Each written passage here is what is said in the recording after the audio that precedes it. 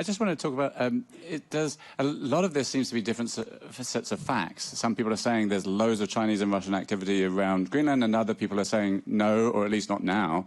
Can some of the differences of opinion politically be resolved by having common picture of what the facts are? It would be too easy.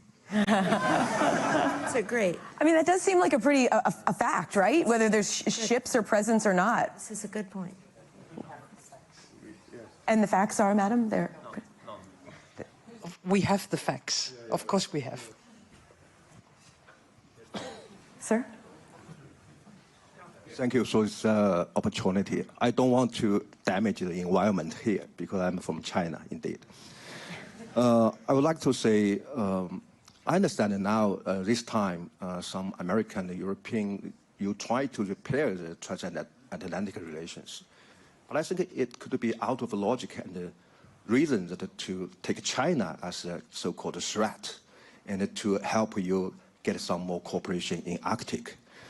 I think, yes, especially the Madam Senator, in your accusation against China, I think mostly because of you think that China and Russia, they are a kind of, close relations. And also some other, I think, based on the imagination. Even Prime Minister, you think, okay, you have fact. But I think it depends on how about the judgment from our Greenland people. I think that not only just cooperate with Russia. For a long time, China has been looking for any opportunity to cooperate with Nordic countries, including Denmark.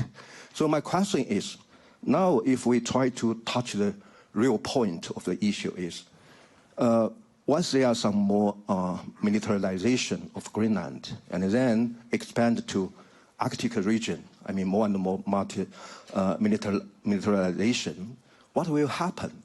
Also, American lady mentioned, okay, there will be some confrontation between NATO and Russia in Arctic region. What will happen, and especially what will happen for the whole world? Because as we know, more and more fragmentation of geopolitical tension or some other. Thank you. Does anyone want to take that? Yeah, it's a good question. I think from a Greenlandic perspective, we are very, very clear on what we want. We want to be a part of the Transatlantic Alliance. We want to be a part of NATO, and we want to cooperate very closely with countries that shares our values. Values of international law, democracy, and so on. It's a very clear answer from a Greenlandic perspective. And we are ready to cooperate with anyone that we think shares our values. And in terms of the security aspect, in some of your question, it was like you mentioned that maybe China was a tool in the debate to ramp up in the Arctic region.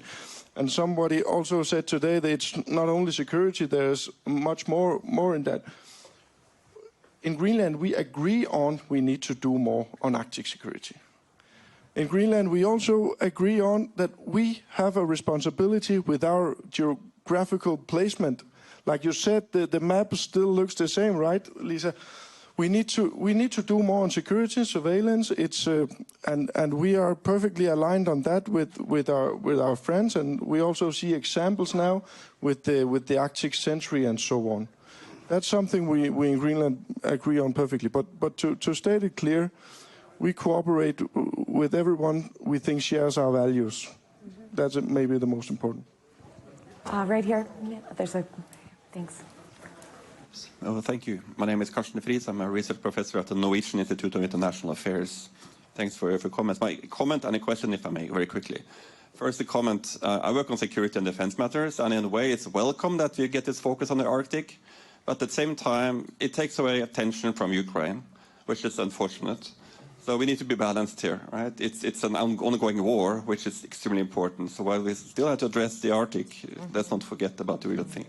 My question is to Pistorius, and I think you will like my question, because I wanted to know what Germany is planning to do in defense side to engage more in the Arctic in the future. You like that one, right? I like the answer, the question, and even more the answer. And I will give you the 20 euros later. But to be serious, well, it is about what I elaborated earlier. It is about joint security, and you mentioned Ukraine is the same context. And to make it absolutely clear, what I'm talking about, what I've been talking about, is we need in NATO a 360-degree view on the threats in the world. It is the eastern flank, of course. This is our priority one in Middle Europe, of course. It couldn't be different. Ukraine is showing us what's going to happen if we don't pay attention to what is going on. At the same time, we have the threats in southern Europe, like irregular migration, terrorism, Islamistic terror, and so on.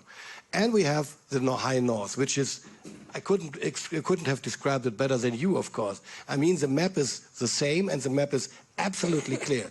So what we need to do is, we need to do jointly everything we can do to cover the protection we need on the NATO territory and in the neighborhood. This is our task. This is a huge task. Therefore, I'm quite convinced that 3.5% for defense in the years to come, for core defense, will never be enough, because the challenges are increasing at the moment. It is about deterrence, not defense in the first place, but deterrence. We need to be able to deter our adversaries. And to that Chinese colleague, is he still there? I think he took off. You need to go, okay. Well, China is not the first threat in the Arctic at the moment, but they are present, and they are moving ahead more strategically than the Russians in a totally different manner. But the Russian presence is impressive. And the northern fleet of the Russian Federation is impressive and is even growing in times like that while having a war against Ukraine. So this is what we have to be concerned about. And of course, Germany, Denmark, Spain, Italy, France, we are all challenged to take part in what is necessary to protect our territory.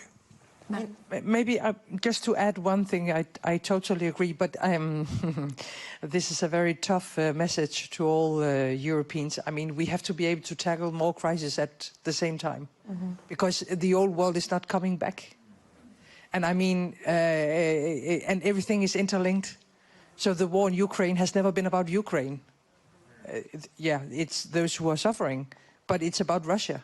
And it's about Russia's imperial dreams, and the same goes for the Arctic region. This is not about the Arctic region, it's about Russia's imperial dreams. The hybrid war against Europe that is going on every day has to be tackled at the same time as the war in Ukraine and the Arctic. By the way, the door is totally open for Russia now in the Sahel region. We are out of it. So our problems with terrorism, it's not on top of mind right now. I can promise you they are going to return, and probably they will return at the same time as something is going on the eastern flank. So it's a new, I mean, forget about tackling one crisis. Yeah. We have to be able to tackle all of them at the same time. And I'm sorry to say, I think it's a part of the strategy from different parts of the world right now to throw as many conflicts, as many discussions, as many tweets, as many messages as possible on the table at the same time, so everybody's running around like a chicken without head. And therefore, when you were asking, it's a very good question, how much time do we spend on responding? Too much? So there are two very important lessons learned. As Europeans, you cannot build your strategy on what other people are doing. So was there like a European moment this January? Yes, there was. And now our obligation is to transform that Greenlandic European moment into a European strategy. And I think this is extremely important. The other lesson learned is that when we stand together and when we are able to respond as effectively as others, then the markets react, and then changes will be seen in the political messages from US.